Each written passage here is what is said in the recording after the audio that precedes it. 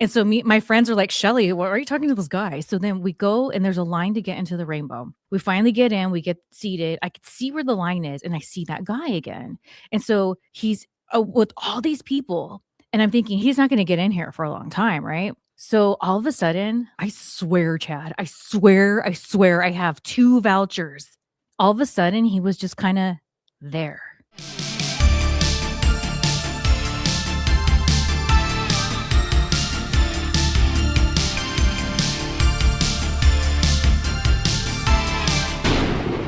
Here's the thing, though. Let me tell you something, Chad. We'll start this off. TMI. You want some TMI? Well, I want the TMI. That's why we're here.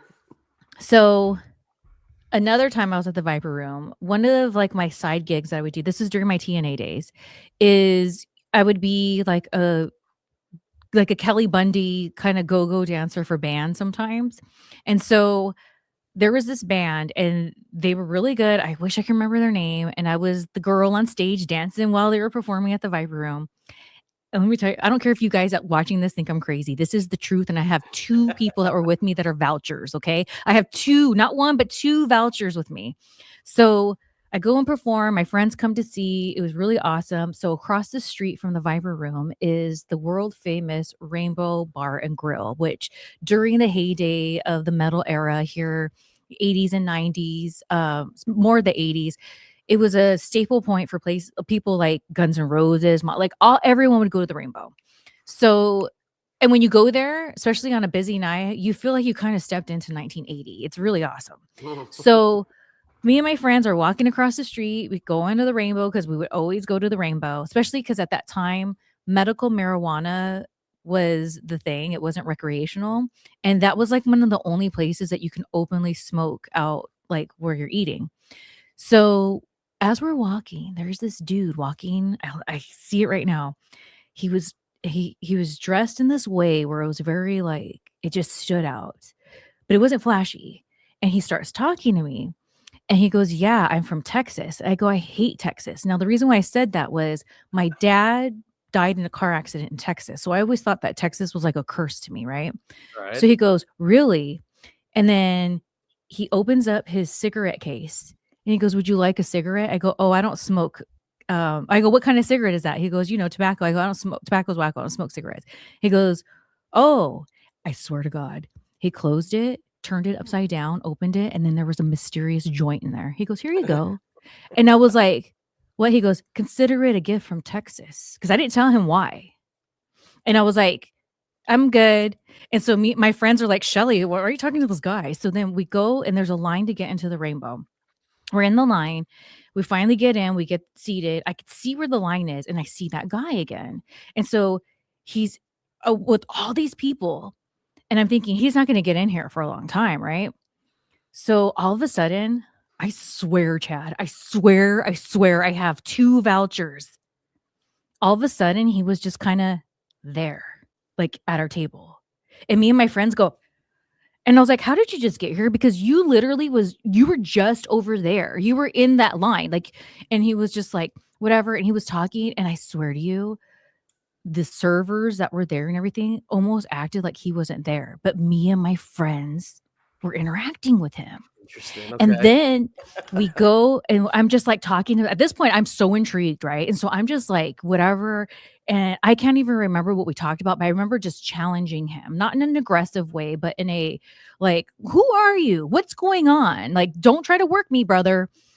So then the bar closes. We're the last ones to leave. We're walking with this guy. We cross the street and he's like, come follow me over here. And I had one of the people I was with a guy, and then the other one was a girl. And so my girlfriend, she was like so distracted and talking to this other guy that was like with this person. And then all of a sudden I was like, oh, Chad, it hit me. Since I was a little girl, I would have a dream up until my young, like maybe early 20s, this dream about the devil. And he would get older with me. When I was a little girl, he was little and he'd get older. And I looked at this guy, I go, I know who you are. And he smiled. He put his hands behind his back. He kissed my left shoulder. And he said, if you ever want to see me again, just look up the word and I know I'm gonna say it wrong, Methalophiles or whatever. And I said, "I know who you are, and you are not gonna hurt us." And he goes, "Like I said, if you ever wanna see me again, just look it up." And then we walked away, and my friends were like, "Shelly, what is going on? This is so weird." And I said, "Dude, I swear we just met the devil." And then I said, "Feel that Oh, hot." I said, "Feel that hot thing up your spine?" And they're like, "How do you know I have a hot thing up my spine?" I said, "Because he's mad, I just told you." And so, I go to work at TNA.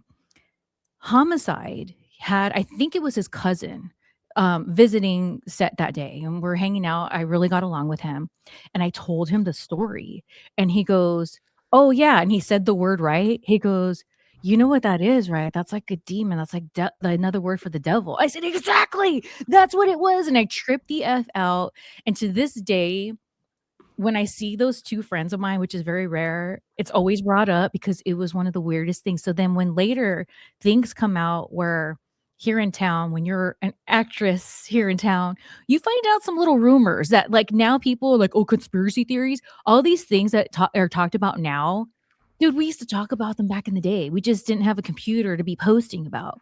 So when it came out that, like, there's, like, satanic homes in that area that have rituals, and that's where, like, these rich people go, and, like, that's where famous people go before they're famous. I'm like, "Dude, I feel he was leading us to one of those." wow. Holy crap. Oh my God, I got so many questions, and we're not even 5 minutes into this show. Holy shit. I mean, I that know, you were literally running with the devil right there. Damn. So and I'm you not think, down with the devil either. I am all about the Lord. I am all about God. but that's crazy. So you think like that whole thing with the tobacco right inside the cigarette, that wasn't your fancy. So he was able to flip it over and had what you wanted inside. Had you taken a hit off of that, God knows where you would have been with one puff of whatever that stick was. 'Cause I Holy cow. saw it with my. Because here's the thing. One of the reasons why I was so eager to get to the Rainbow is because one of my favorite things to order there is a bottle of champagne and their fruit and cheese platter. And so I had been dancing all night. So I was like totally sober, ready to let loose. So when this happened, I was very of sound mind. I didn't even have time to medicate. So one could say, "Oh, maybe you're too high." No, because I was working, and like, and not only that, I was up there dancing for like an hour and a half. So like I had no time to have a drink or to medicate. I was very aware of what was going on. That's why when he was like, "Oh," and he had this, like, mischievous smile and then turned it over and then whatever, and one can say, "Oh, maybe it was some sort of, like, illusion," but how did he know that it was a joint that I was gonna be asking for? Exactly. That's what I'm saying. That's my first thought went to was that it was pick your poison. It was I had oh you don't want this, well I have this, and it was this magic case. Man, that's freaking nuts. I know. It to this day, I think of it whenever I go to that area, I can't help but think of it, and that, like I said, this happened when I was in TNA, so it was a long time ago, Right. but it was such a real moment that, like, I just wish I could remember what I was talking to him about, and then when I've talked about it to one of the people that were there, they were always like the one thing they always say was, "It's like everyone else didn't acknowledge he was sitting there except to us. That's what's crazy about it." I'm like, "I know, dude. I Wow. know." See, but that's the thing about, you know, Hollywood, that area, the Viper Room, the stories you've heard your whole life. If you're on the outside, yeah, actually, obviously, I haven't been there. I wouldn't survive 4 seconds there. I'd be done. They literally chew me up, spit me out within the first half hour I'm there.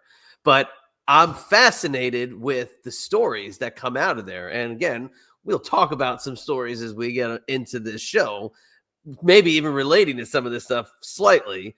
But that to me, that is 100% what I would believe to happen in places like that. That is incredible.